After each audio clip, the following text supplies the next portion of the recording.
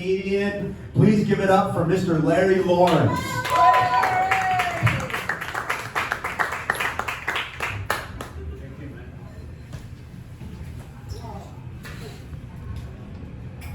So the name is weird. Larry Lawrence. I'm also known as Larry Ratti Lawrence. You pronounced it perfectly. Like it? So I'm liberal. I'm Jewish. Yeah. A New Yorker. And one of the things I noticed, I was very happy when I came in today. I got a soda right. I bought a drink, and I went to pay the bartender, and I realized I didn't have to pay any tariffs. I was like, amazing already. It's good news. No tariffs today. Not at Young Ethel's at least. All right. I know you all want to know about the shirt. Yeah. What do you think about the shirt? Nice. Now, sometimes microphones don't work, so I have a backup. This is an actual microphone built in. Watch this. So just in case this doesn't work, this one will work. Look. I get shirts now, you know, as gifts, comedy shirts. I'm 72.5. This week I turned 72 and a half. But I'm not. It's not math in high school where you round up. I'm 72. I'm not 73. I'm 72. Okay? Proud of it. I've been doing this for how many years now? Less than 2.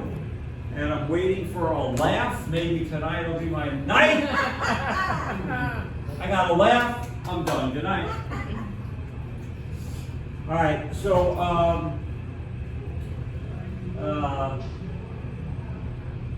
you should know that I'm TD and H. TD and H. I'm proud of it. You know what that means, TD and H? No. Tall. Dark. Got that Jewish skin, especially the summer. And the obvious H. High forehead. The perfect guy. I work at that. My hair doesn't look like yours. I'm the last person had purple hair. Now it's kind of horrible. All right, I have 2 medical issues you need to know about. We don't need an ambulance, nothing like that. I have orthostatic hypotension. That's low blood pressure. You can't do much for low blood pressure. You can do plenty for high blood pressure with medication. There's nothing you can do for low blood pressure except sit or lean on things.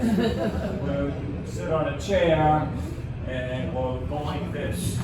When you need to. Which reminds me of how much I miss my mother. My mother passed away at 91 in 2012 of Alzheimer's. In a good relationship. But I miss her when I have my low blood pressure because she could raise my blood pressure better than any pill imaginable. She would talk to me in the elevator with other people in the building, like, what time are you coming home? Did you bring your lunch? And I would look straight ahead like no one's talking to me. She wouldn't get the message. You know, I would give in to that. In many ways to raise my blood pressure. And now I'm stuck with just doing things like this. My other medical problem is I was told a couple of short years ago, I'm not allowed to drive a car. 2 different doctors. Although these are my friends and neighbors, but you're not my neighbors anymore, you're my friends. Oh, yay. That's because I moved today. Great for coming out. I can't drive. I have what's called depth perception problems and visual spatialization. What that means basically is 2 different doctors said, we're worried, separately, we're worried about the way you drive. We don't think you're going to park carefully. We don't think you're going to be too close to cars. And you're going to hurt somebody or yourself. You can't drive. And we're putting it in our notes. Do you agree? You know, yeah, of course. I don't care. I live in Brooklyn. I love the subways. I love to walk. I don't have to do alternate side of the street anymore, sit in my car. I don't have to pay a penny for any expense of a car. There's a lot of them. So I don't mind. And if I ever get sued, because I did drive, it's not like you forget how to drive. If I ever get sued and they want my medical notes, I'm really going to get in a lot of deep lawsuit trouble, maybe even criminal. So, but I respect the two doctors that told me not to drive. My wife said, don't drive. No, I don't drive. I gave my car, not only did I give my car to my son, I didn't charge him any tariffs. Democrat. But I have a question for you guys. I can't drive a car, my car. Is anybody there willing to let me drive their car? No, neither the doctor said I couldn't drive someone else's car. No one's willing to let me drive their car. I don't blame them. In an emergency, I think I can do it. All right. Has any famous person been a graduate of your high school or college? Whether or not they were there at the time you attended. Yes. Yell out here. Yell out some just random. Yell out. Tupac Shakur. Tupac. Whoa. You know what? If I take my shirt off, Yeah. I got a Tupac. Yeah. Robert Johnson. You went to Erasmus Hall. That's right. Billy Cunningham went there. Yeah. Neil Diamond.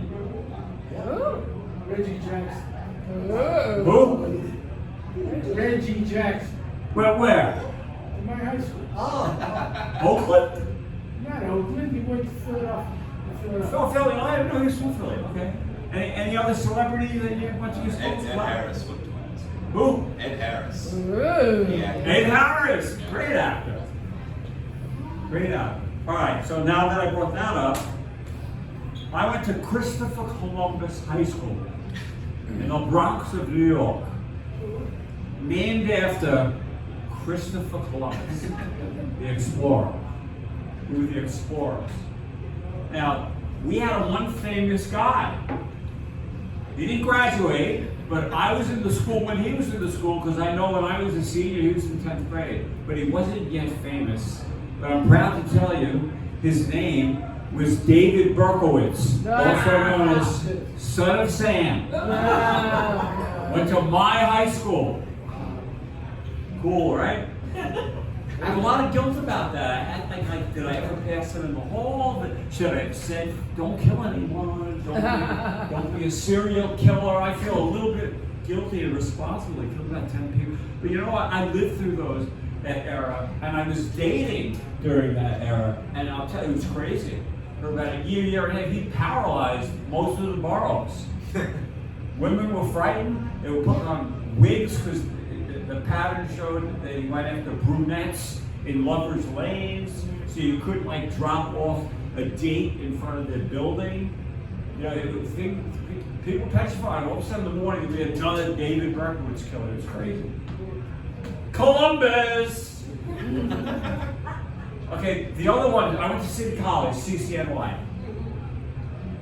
We had two famous alum. I'll do number two, Coleman Powell.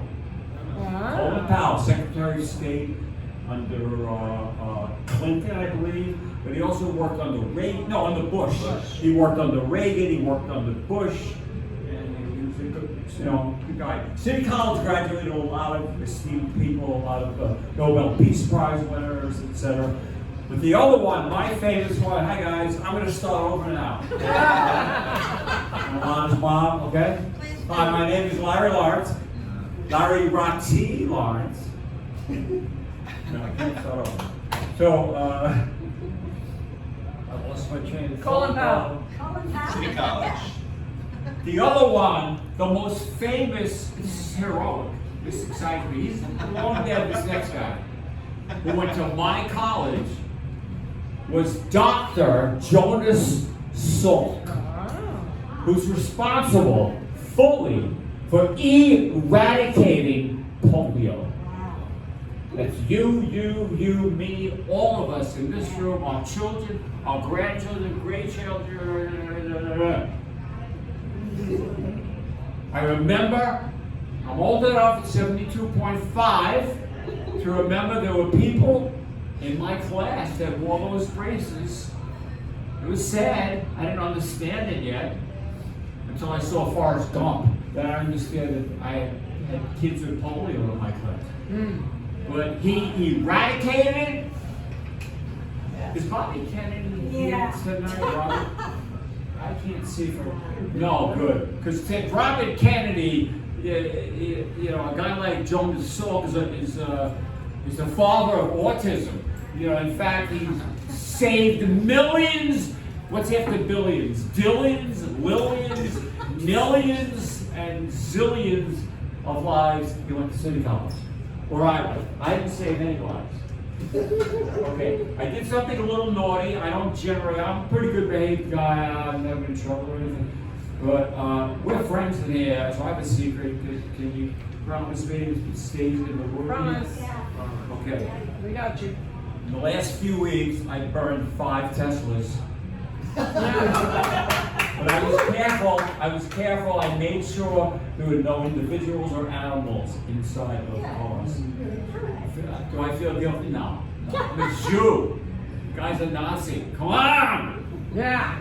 It felt good lighting that match. Jeez. All right. So, I'm going to change course here. You know, I have some more minutes and then I'll take a short break. I'll give you another minute. See how that goes. When I was a kid, my father and I were bonded through baseball. Yeah. He took me to the Polo Grounds.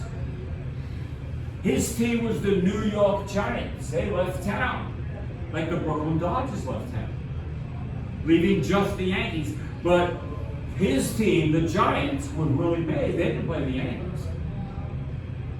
But in 1962, the Mets were born.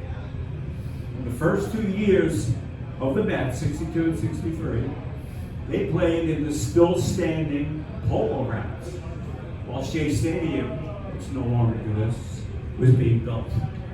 So we went to the Polo Grounds. I remember it. We went in June of 62. Baseball starts in April. Now it's March, but it started in April back then. So in effect, we went to one of the first Met games ever. And my father scored the game in the program, 10-cent, 15-cent program. Mays hit a home run. It was exciting. I have the program. I don't have my father, but I have the program in his handwriting, in a safe place where it can't get worse. You know, I mean, stored properly. However, I will take bids. I'll tell you why. I'm a grandfather. I want to be able to get one of my grandchildren an ice cream cone at Mr. Softy one day. They're like $12. 15 cents when I was a kid.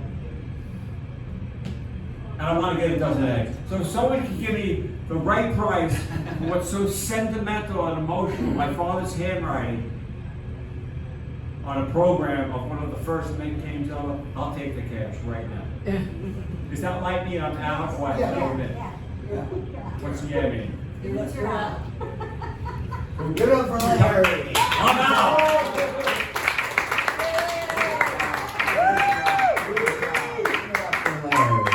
Give it up for Larry.